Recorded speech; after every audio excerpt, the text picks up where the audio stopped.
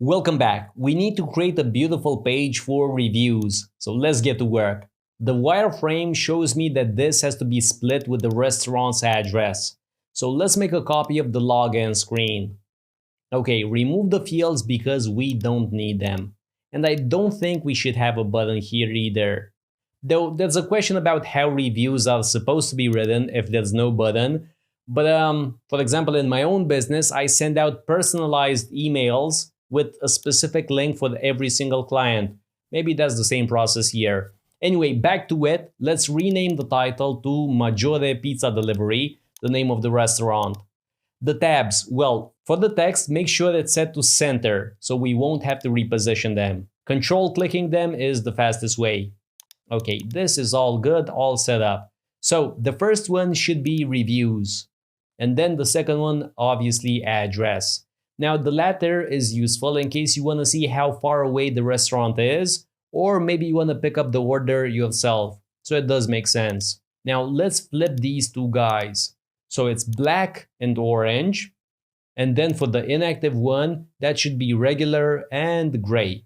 That sounds like a hip hop song, though I believe that was black and yellow. Anyway, back to it. So let's add the chip design that holds the number of reviews and the percentage. Though it has a fill, we can always remove it. Plus, we can get rid of this padding. To be honest, we don't really need to do that, but I want to show you as many situations as possible, so that's why I did it.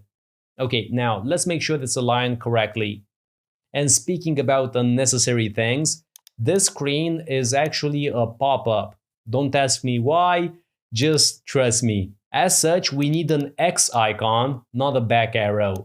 So let's take this chance to swap it out.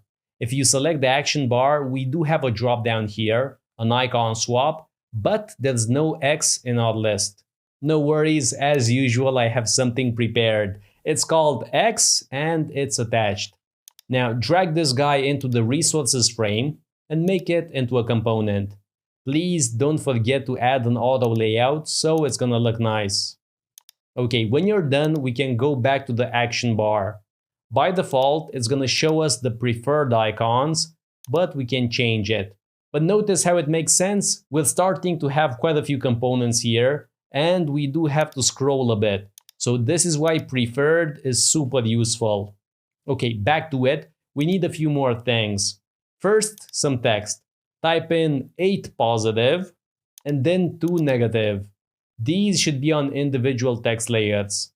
And because we have 8 and 2, let's change the text upstairs to 80% 10 votes. And that's because I want to make this as real as possible. Okay, for the styling, let's go with body. We're gonna sample the green from the emoji for the positive one, for the positive votes. Then for the negative votes, well, we can't sample colors from the assets panel, so I guess we're gonna have to drag in an angry emoji. Then we can sample it, and now I can remove it.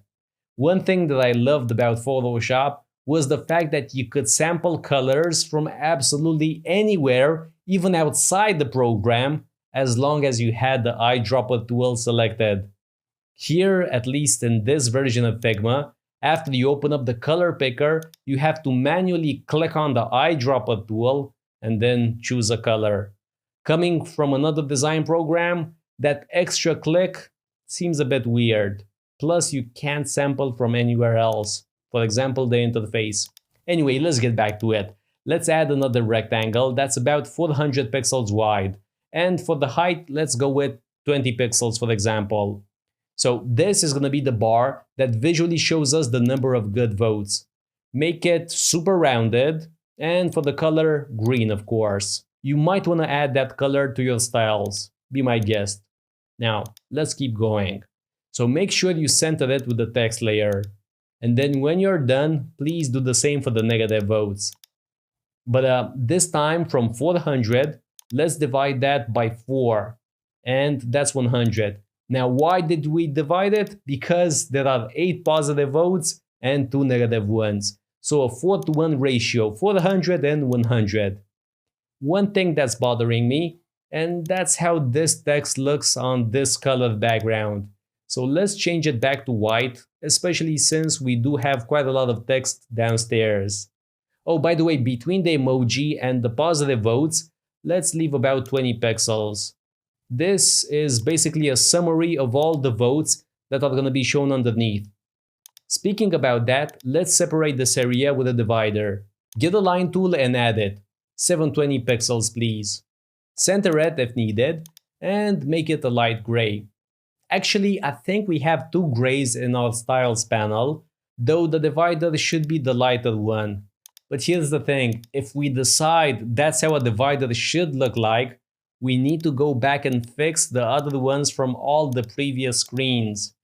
Now here's the thing, I'm not gonna spend too much time on that. I'm only gonna do a few, but remember we have the dishes screen where there's quite a lot of dividers. This is where a component would have been quite nice. But this is a good teaching moment. When you learn the hard way, you do tend to remember it. So please make sure that you fix all those dividers. Okay, to finish up, I'm gonna add a few text layers, which will be the building blocks for the actual reviews. And in the next lecture, we're gonna style everything. First of all, a title, something that says, I don't know, excellent food or something like that. Then the date, the 14th of October 2023. Then the author's name, by Chris Barron in this case. And then maybe a few words, the meat of the review. Something like, I loved everything about this restaurant and the delivery process. Nice and easy, very professional. And that sounds pretty good. Okay, let's take a break, and in the next video, we're gonna finish this up.